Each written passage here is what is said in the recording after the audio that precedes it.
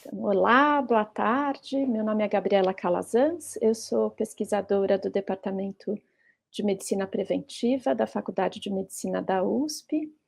e estou hoje aqui para conversar com vocês, sobre um capítulo de livro que, eu escrevi com a Regina Facchini, pesquisadora do Núcleo PAGU Unicamp, e escrevemos sobre, né, o capítulo é intitulado LGBTQIA+, sob o governo Bolsonaro, desumanização e disputa no campo dos direitos. Esse é um capítulo que está no livro Brasil sob escombros, desafios do governo Lula para reconstruir o país, organizado pela Juliana Paula de Magalhães e o Luiz Felipe Osório. Então, bem, vou contar um pouquinho o que a gente abordou nesse capítulo para mobilizar aí, o interesse que vocês vão dar uma olhada nesse livro que está com um material bastante interessante para pensar o desafio que a gente tem enfrentado, né? Então, quando a gente fala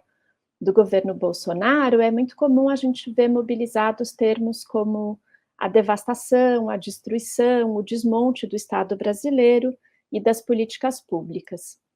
Então, como está retratado no relatório final do Gabinete de Transição Governamental, se trata de uma herança socialmente perversa e politicamente antidemocrática, né? Então, se a gente vinha num processo ampliado de conquista de direitos e de democratização do acesso a políticas públicas as mais variadas, a gente passou a viver nesse governo Bolsonaro, consequências muito graves para a saúde, educação, preservação ambiental, para a geração de emprego e renda e para o combate à fome e à pobreza, né? Esses efeitos atingem diretamente a vida das pessoas que se reconhecem e são reconhecidas por esse acrônimo LGBTQIA+, assim como pelo conjunto da população brasileira, que é atravessada por múltiplas estruturas de poder, como as de classe, raça, gênero, geração e etnias. No capítulo que a Regina Facchini e eu elaboramos, a gente vai se dedicar às especificidades que têm sido destacadas por pesquisadores e ativistas, né, assim, no quesito relacionado a essa população LGBTQIA+, que eu relembro, então, que a gente está falando aqui de pessoas lésbicas, de gays, de bissexuais, transexuais, pessoas queer, intersexo, assexuais e várias outras populações que se identificam de uma forma que dissidente das normas relacionadas a gênero e sexualidade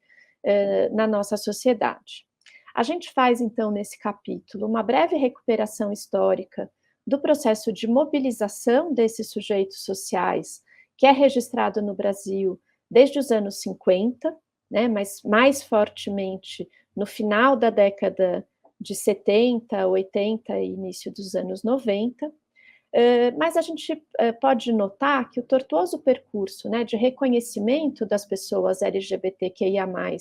como sujeitos de direitos, é atravessado por intensas ansiedades morais que têm alocado historicamente as experiências da diversidade sexual e de gênero como pecado, crime, doença ou falha moral, né? Então, essas pessoas partilham com mulheres, com pessoas indígenas, negras, trabalhadoras e outros sujeitos minorizados, né, a origem histórica de modos bem específicos de diferenciação e hierarquização que fundam a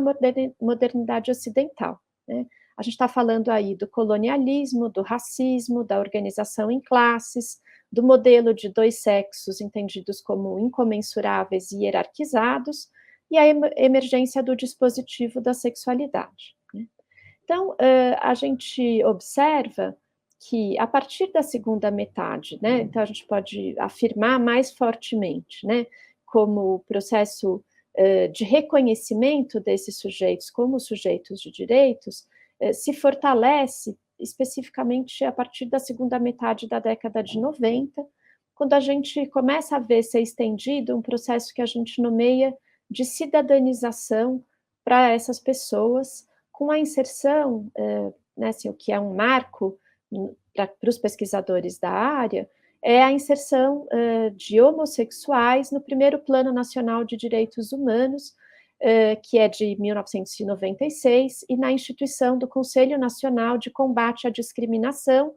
que aconteceu em 2001, ambos fatos marcados na gestão do Fernando Henrique Cardoso, né. Esse processo de cidadanização, a gente pode dizer que ele se aprofunda nos 2 primeiros mandatos do Luiz Inácio Lula da Silva, a partir da década inicial dos anos 2000,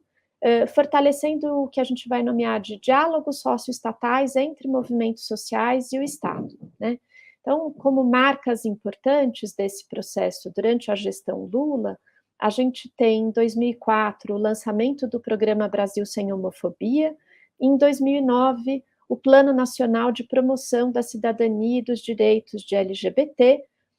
que é um fruto de propostas aprovadas na primeira Conferência Nacional LGBT, que aconteceu em 2008, né. O lançamento desse plano, acompanhado da criação da Coordenação Geral de Promoção dos Direitos de LGBTs, na então Secretaria Especial de Direitos Humanos da Presidência da República, e a reestruturação do Conselho Nacional contra a Discriminação, que passou a se chamar CNCD LGBT, né, focando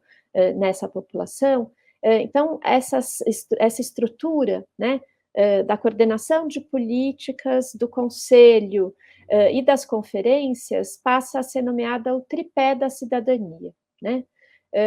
Como os instrumentos de gestão participativa, as conferências se articulavam às estruturas ministeriais e eram organizadas em torno de agendas de raça, gênero e sexualidade, responsáveis por políticas orientadas para a redução da discriminação e da desigualdade. Estruturas similares passaram a ser estabelecidas também nos estados e nos municípios, né. E embora o impeachment da Dilma Rousseff, né, em 2016, explicite a virada dos rumos políticos do país, né,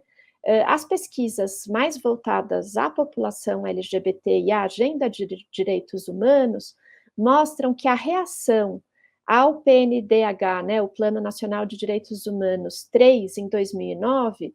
foi um ponto importante de inflexão e ruptura dos setores religiosos e conservadores em relação à agenda de direitos humanos, né? De forma que, então, já anteriormente à gestão Bolsonaro, né,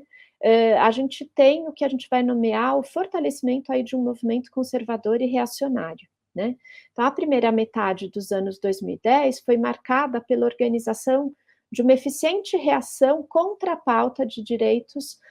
relacionados à diversidade sexual e de gênero, e a gente tem, por exemplo, nessa alguns marcadores importantes, como, sob a pressão das bancadas religiosas do Congresso, em 2011, a Dilma veta a distribuição de um material didático, nomeado Escola Sem Homofobia, e que foi apelidado de uma forma maldosa como kit gay, né, e associado a uma suposta trama que colocaria em risco a família e as crianças, tomadas aí de modo abstrato, né. Em 2012, a gente observa também que o Ministério da Saúde cancela a divulgação de uma campanha governamental de prevenção ao HIV, que era voltada especificamente a jovens gays, e a gente tem várias outras, né, ações nesse sentido, né. Então, na esteira de uma crescente mobilização contra uma suposta ideologia de gênero na América Latina, e uma escalada de pânicos morais, ganhou palco nos debates sobre os planos nacional, estaduais e municipais de educação, na primeira metade da década de 2010, e nesse contexto se eliminou referências a gênero, diversidade e orientação sexual nos planos e em outros documentos norteadores do campo da educação. A campanha Escola Sem Partido também produziu mobilizações públicas e projetos de lei contra uma suposta doutrinação ideológica nas escolas e colocou, né, assim, colaborou com a proliferação do anti-intelectualismo, né.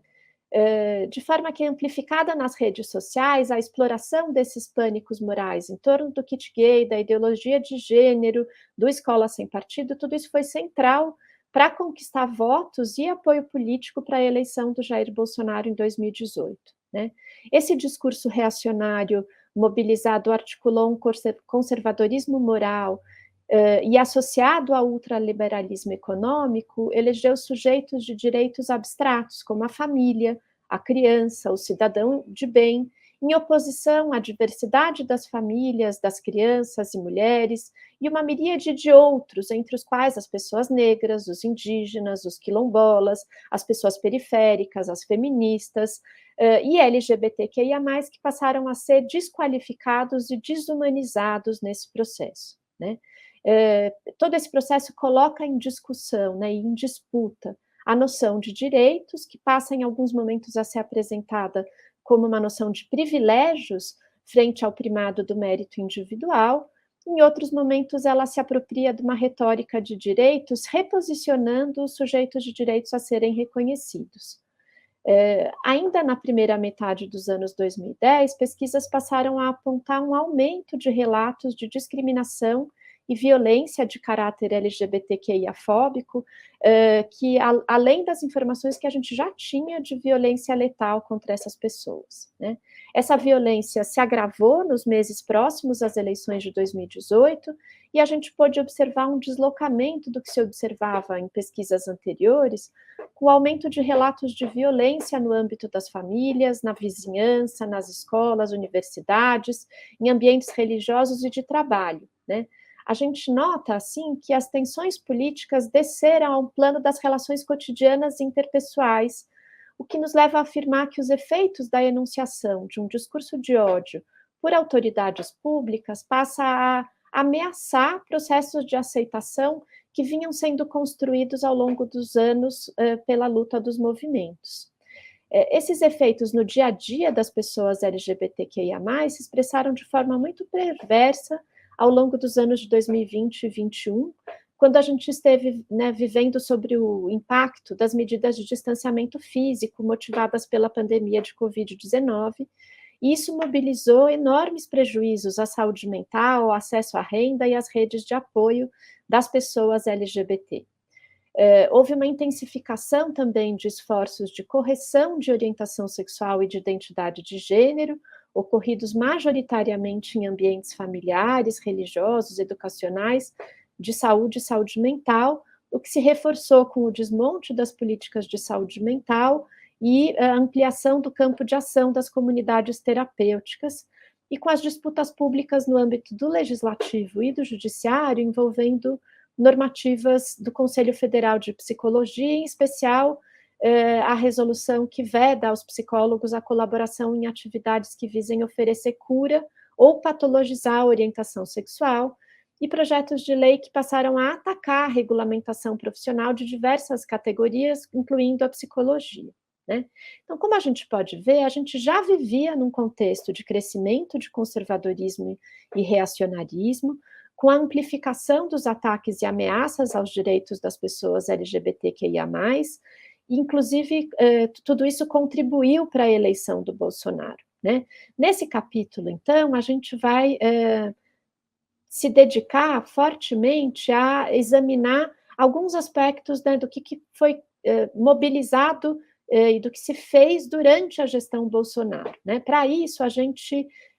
se dedicou a algumas contribuições que foram dadas para o gabinete de transição governamental, além de nos embasarmos na nossa própria experiência de pesquisa, no campo, né. Então, esses documentos que a gente consultou e a nossa experiência em campo como pesquisadoras, indica, um entendimento compartilhado, né, tanto entre movimentos sociais como organizações da sociedade civil pró-direito das pessoas LGBTQIA+, de que o desmonte das políticas focalizadas nos últimos anos se deu pelo menos em 2 grandes sentidos. Num, da desconstituição de direitos e garantias conquistados, e no outro, na construção de políticas anti-LGBTQIA+. Políticas que não assumem necessariamente esse nome no seu título, mas muitas vezes elas são identificadas no campo da defesa das famílias, das escolas, dos esportes e da saúde. A gente, no capítulo, vai destrinchar um pouco, né, então, esses aspectos, né, que aconteceram durante a gestão Bolsonaro, de por que a gente está afirmando, né, esse processo de desconstituição de direitos e garantias conquistados e esse processo de construção de políticas anti-LGBTQIA+, e daí fica aí o convite para que vocês vão ler o capítulo e conhecer um pouco melhor, né, tudo o que aconteceu e o que a gente está abordando sobre esse processo de desmonte e destruição das políticas nesse campo, né? O que a gente acha importante, né, assim, apontar, né? Então, diante desse cenário que é de grande destruição e de grande ameaça, né? E é um cenário que se dá tanto no âmbito do governo federal, como a gente pode apontar também ameaças que essas se mantêm, né, no âmbito do legislativo, né, a gente tem inúmeros projetos de lei que propõem restringir direitos das pessoas LGBTQIA+, em andamento, né, isso está em andamento, né, a gente tem CPIs acontecendo em alguns estados, então com questões ameaçando direitos e políticas de cuidado, né, então, diante desse cenário, a gente aponta a importância da reconstrução desse campo de direitos de pessoas LGBTQIA+, o que implica na retomada das estruturas de gestão e participação, de elaboração de políticas públicas transversais e a revogação de medidas contrárias aos direitos dessas pessoas. Muito disso já começou a ser feito na gestão Lula, né? A gente já está observando nesses 6 primeiros meses da gestão um movimento importante, mas a gente também aponta como sendo muito necessário o acompanhamento legislativo, o apoio às ações e às políticas que resistiram no âmbito dos estados e dos municípios, e a firme expressão de um compromisso do presidente da República e das autoridades governamentais com a garantia de direitos dessa população, né? Então, quando a gente está mencionando aqui a disputa em torno dos sujeitos que são reconhecidos e da própria noção de direitos ao longo dessa última década, em especial sob o governo Bolsonaro, a gente está considerando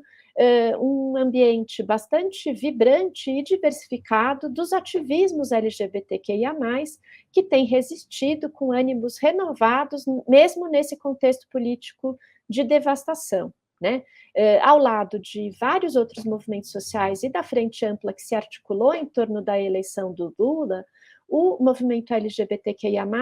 tem sido um aliado na reconstrução do Brasil como um país democrático, mais justo e igualitário, capaz de cuidar e garantir os direitos de todas as pessoas cidadãs, né? E a gente aposta, né, nesse movimento e dá algumas direções aí de questões centrais para a gente acompanhar nos próximos anos. Obrigada, gente.